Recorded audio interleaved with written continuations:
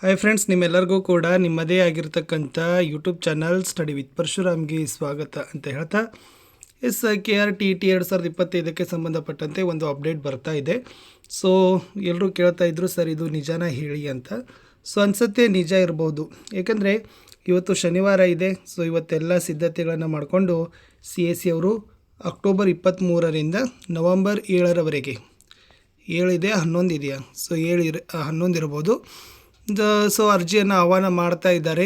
So ಜೊತೆಗೆ ನಿಮ್ಮ KRTT ಪರೀಕ್ಷೆನ December 7ಕ್ಕೆ ನಡೀತಾ ಇದೆ ಅಂತಕ್ಕಂಥದ್ದು ಸುದ್ದಿ ಕೂಡ ವ್ಯಾಪಕವಾಗಿ ಬರ್ತಾ ಇದೆ. ಎಸ್, ಸೊ ಇಲ್ಲೇ ನೋಡಿ, ಡಿಸೆಂಬರ್ 7ರಂದು ಶಿಕ್ಷಕರ ಅರ್ಹತಾ ಪರೀಕ್ಷೆ ನಡೆಸಲು ಶಿಕ್ಷಣ ಇಲಾಖೆ ಆದೇಶ ಹೊರಡಿಸಿದೆ ಅಂತ ಕೇಳಿದ್ದಾರೆ. ಸೊ ಯಾಕಂದರೆ TT ಮಾಡೋದು ಅದೇನು ಭಾಳ ದೊಡ್ಡ ಕಷ್ಟ ಅಲ್ಲ, ಯಾಕಂದರೆ ಎರಡೂ ಸೇರಿಸಿ ಒಂದು 4 ಲಕ್ಷ ಹುಡುಗರು ಬರೀತಾರೆ.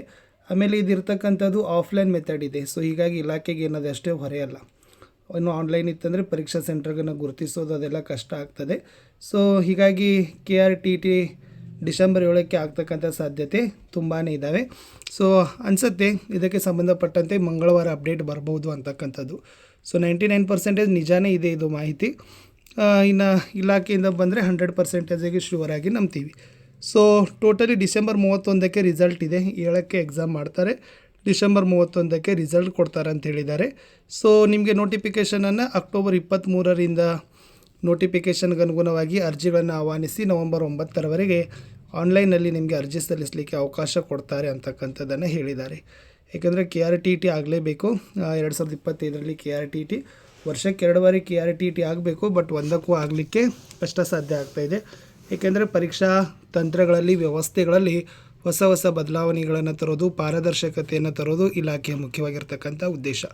ಸೊ ಎಲ್ಲರೂ ಒಂದು ಡೌಟ್ ಇತ್ತು, ಸರ್ ನಾನು ಆಲ್ರೆಡಿ KRTT ಪಾಸ್ ಆಗಿದ್ದೀನಿ, ಎಲಿಜಿಬಲ್ ಆಗಿದ್ದೀನಿ, ಇನ್ನೊಂದು ಸರಿ ಅಟೆಂಪ್ಟ್ ಮಾಡ್ಬೋದಾ ಅಂತ ಕೇಳಿದರು. ಖಂಡಿತವಾಗಿ ಬರೀರಿ, ಯಾಕಂದರೆ ಇದೊಂದು CET ಅಂತ ತೊಗೊಳ್ರಿ, ಮತ್ತು ಇದು ನಿಮ್ಮದು 10% ವ್ಯಾಲ್ಯೂ ಹಿಡಿಯೋದ್ರಿಂದ, ಮೆರಿಟ್ಗೆ ಕನ್ಸಿಡರ್ ಮಾಡೋದ್ರಿಂದ ಖಂಡಿತವಾಗಿ ನಿಮಗೆ ಇದು ಒಂದು ರೀತಿಯಾಗಿರ್ತಕ್ಕಂಥ ಎಲ್ಲೋ ಒಂದು ರೀತಿ ಹೊರಗಡೆ ಟ್ರಿಪ್ಪಿಗೆ ಹೋಗಿದ್ದೀನಿ ಅಂತಕ್ಕಂಥ ಒಂದು ಅನುಭವ ಆಗ್ತದೆ. ಸೊ ಹೀಗಾಗಿ ಯಾರೆಲ್ಲ KRTT ಎಲಿಜಿಬಲ್ ಆಗಿದ್ರಲ್ಲ ಅವರು ಕೂಡ ಇನ್ನೊಂದು ಸಾರಿ ಬರೆದು ರಿಸಲ್ಟನ್ನು ಇಂಪ್ರೂವ್ ಮಾಡಿಕೊಡ್ರಿ ಅಂತ ಹೇಳ್ತಾ ಇದ್ದೀನಿ. ಮತ್ತು KRTTಗೆ ಸಂಬಂಧಪಟ್ಟಂತೆ ಭಾಳಷ್ಟು ವಿಡಿಯೋಗಳು ನಮ್ಮ ಯೂಟ್ಯೂಬ್ ಚಾನಲ್ನಲ್ಲಿ ನಿಮಗೆ ಸಿಗ್ತವೆ. SS ಇದ್ದಾವೆ, ಸೈನ್ಸ್ ಇದ್ದಾವೆ. ನೆಕ್ಸ್ಟ್ ಮತ್ತೆ ಅಪ್ಲೋಡ್ ಮಾಡ್ತೀವಿ, ಡೈಲಿ ಅಪ್ಲೋಡ್ ಮಾಡಲಿಕ್ಕೆ ಪ್ರಯತ್ನವನ್ನು ಪಡ್ತೀನಿ. ಸೊ ಒಟ್ಟಾರೆ ನಿಮ್ಮದು ಕೂಡ ರಿಸಲ್ಟ್ ಆಗಬೇಕು. ಬಿಕಾಸ್ ನಾನು KRTT ಓದಿನೇ 122 ಮಾರ್ಕ್ಸನ್ನು ಮಾಡಿರೋದು, 122 ಮಾರ್ಕ್ಸನ್ನು KRTTಯಲ್ಲಿ ನಾನೇ ತೊಗೊಂಡಿದ್ದು. ಓಕೆ, ಅಪಾಯಿಂಟ್ಮೆಂಟ್ ಆಗಿರೋದು. ಸೊ ಹೀಗಾಗಿ ಭಾಳಷ್ಟು ರೀತಿಯಾಗಿರ್ತಕ್ಕಂಥ ನನಗೆ ಐಡಿಯಾ ಇದೆ.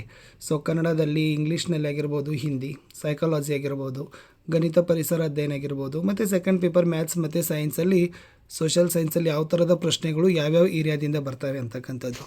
ಸೊ ಒಂದು ಮಾತ್ರ ಕ್ಲಿಯರ್ ಪಿಕ್ಚರು 6 to 12 ಓದ್ಕೊಂಡಿದ್ರೆ ಸಾಕು, ಖಂಡಿತವಾಗಿ 40 to 50% ಕವರ್ ಮಾಡ್ತೀರಿ.